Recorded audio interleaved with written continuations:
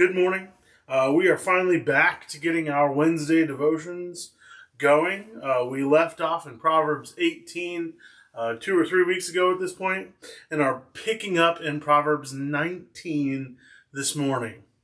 Solomon, through the book of Proverbs, for those of you who need a little bit of a refresher, he's writing to his sons, trying to pass on this crazy amount of wisdom that he has, being the wisest person who has ever lived, and the knowledge that he has gained over the course of his life. And he's trying to write all this to them, trying to pass all of this to them, so that one day when one of them becomes king, they can be able to follow God and be a good king and just a good person in general.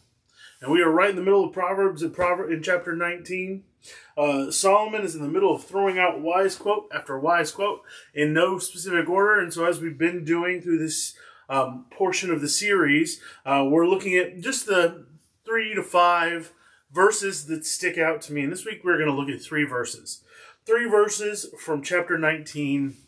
3 wise sayings of Solomon's from chapter 19 that I think are important for us to take a small glance at. The first one, Proverbs 19 verse 1, says, "Better the poor whose walk is blameless than the fool whose lips are perverse." This is an interesting verse. This is an interesting quote. Right from the start, you read the words, "Better the poor whose walk is blameless," and you think, and I thought when I first read it, that the next thing to come is going to be some dig at rich people. Some like, better to be poor and blameless than rich and crazy, or rich and have all this money and not need to follow God, or something crazy like that, right? That's not what Paul says. Paul doesn't even make a mention of a rich person, even though that is the opposite of a poor person. Solomon here, he doesn't go after the rich or the wealthy, but after fools, saying it's better to be a poor person who walks blamelessly with God. It's better to have nothing but be in right relationship with God than to be a fool who lives their lives according to their own means, their own purposes, whose lips are perverse. It means the things that they say are not good. They don't treat people right. They don't talk to people right. It's not a verse saying it's better to be poor than rich, but that it is better to walk blamelessly before God than to be a fool who doesn't. Can a poor person be a fool? Yes. Can a rich person be a fool? Of course they can. Can a middle-class person who's just kind of living their life comfortably, can they be a fool? Definitely. Money is not what this is about. Solomon is trying to get across the point that walking with God above anything else, if all you do in your life is walk with God, you don't make money, you don't have a ton of stuff, you don't fill your house with tons of things, but you walked with God, perfect. That's the important thing. That's the thing that you are supposed to do above all else.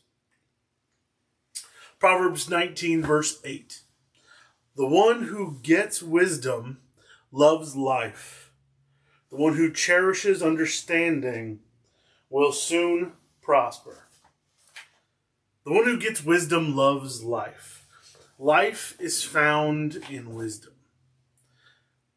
Growing in wisdom is proof that you want to know, proof to God, proof to yourself, that you want to know how to truly live, how God has called you to live. Solomon in this verse is extolling the benefits of seeking after wisdom, of truly trying to find wisdom and understanding.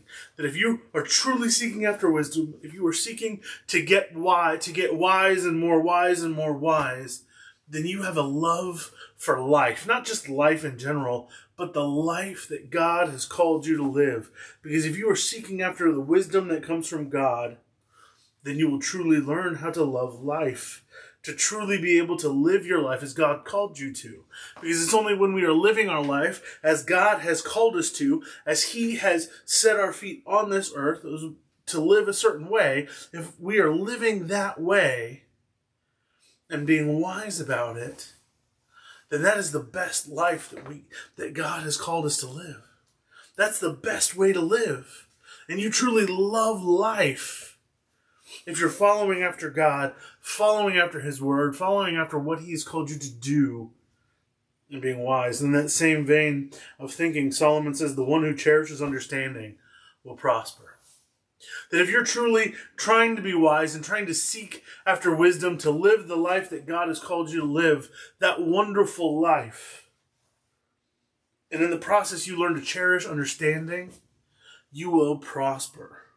And that doesn't necessarily mean financial prosperity, but spiritual prosperity. That over and over again through Proverbs, Solomon is trying to make clear the importance of wisdom and understanding.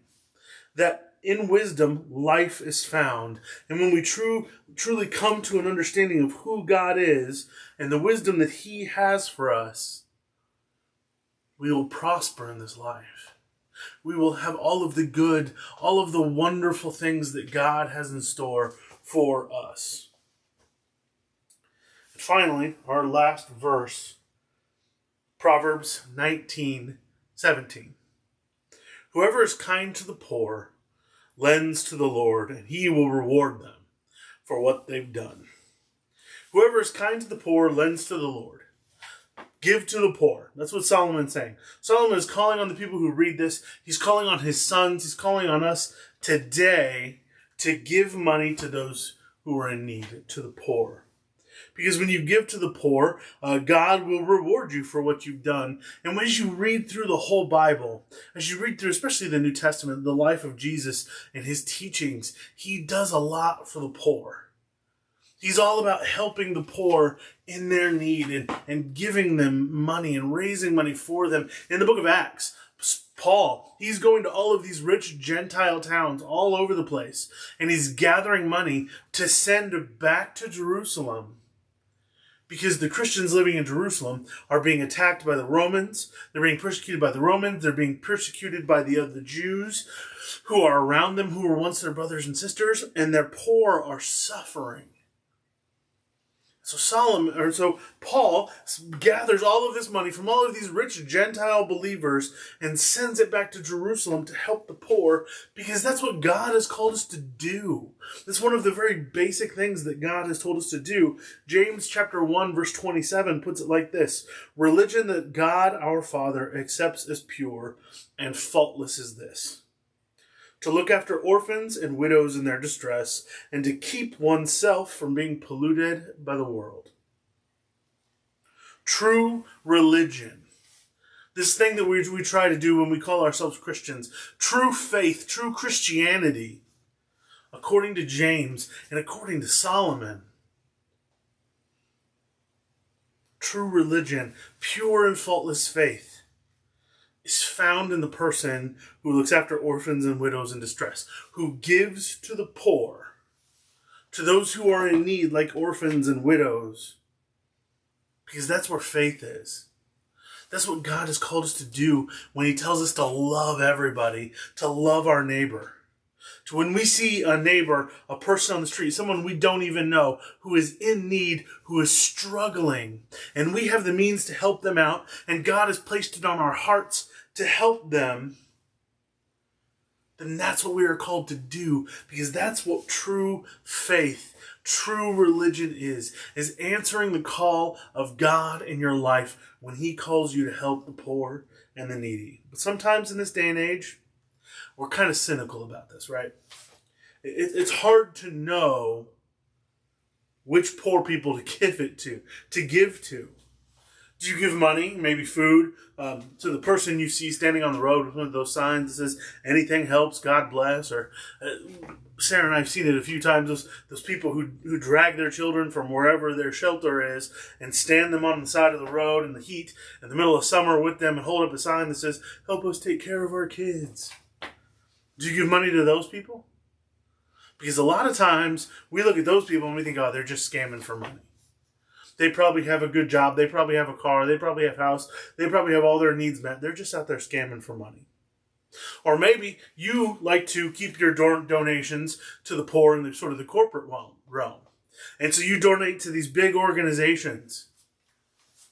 But sometimes these big organizations that we donate to, they have overinflated budgets, huge budgets, to where like a tenth of what you actually donate goes to help the missions. And they have CEOs of some of these corporations, some of these corporate helping the poor organizations. They have CEOs who are making millions. Do you donate to them? What about the person down the street who you know has a problem with some addictions, but their power's about to get shut off? And they've got kids in the house. Do you slip money under their door or put some money in their mailbox?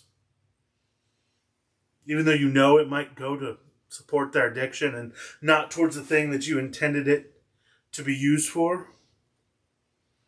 You never know in these scenarios. And it's very easy to look at each one of those situations, each one of those things, and say, you know what? I don't trust them, so I'm not going to give them my money. I don't trust them, so I'm not going to give them the money. I don't trust those corporations, so I'm not going to give them any money. When all the time, when in each circumstance, God said something to you in that moment, He says, hey, give them something. Help them out. Help the poor. Love on those who are asking for love. Love on those who are far away from you that these big organizations are trying to help. Love on that neighbor next door despite their addiction. And He put that on your heart to love them. But somewhere on the line, we've gotten a little bit jaded.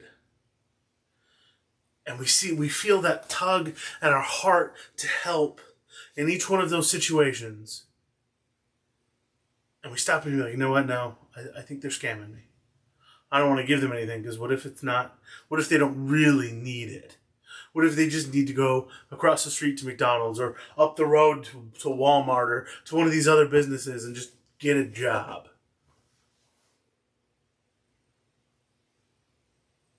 And we miss the opportunity. God doesn't call us to judge the situation before we give money to them. He calls us to give, to be generous.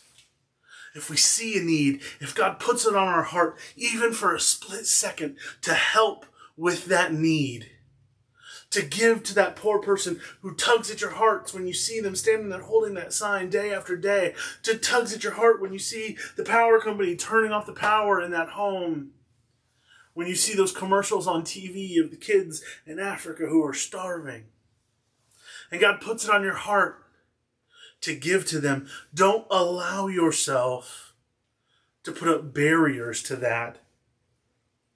Because what Solomon says and what James says is give to the poor. Let God handle the rest. Give to those who need, and God's going to reward you. Give to those who are in need. Give to those who God puts it on your heart to give to. Because that's what we're called to do. That's what true faith is. That's what true religion is.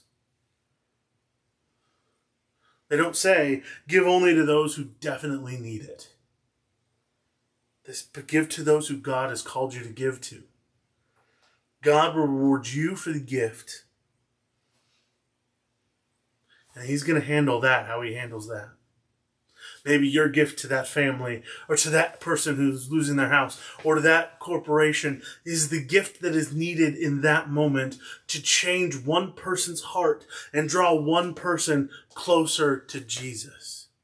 And we don't want to stand in the way of that when we are called to live our lives in faith. And what James says true religion, true faith is helping people in their distress, helping people when they need it. I hope you have a great rest of the week.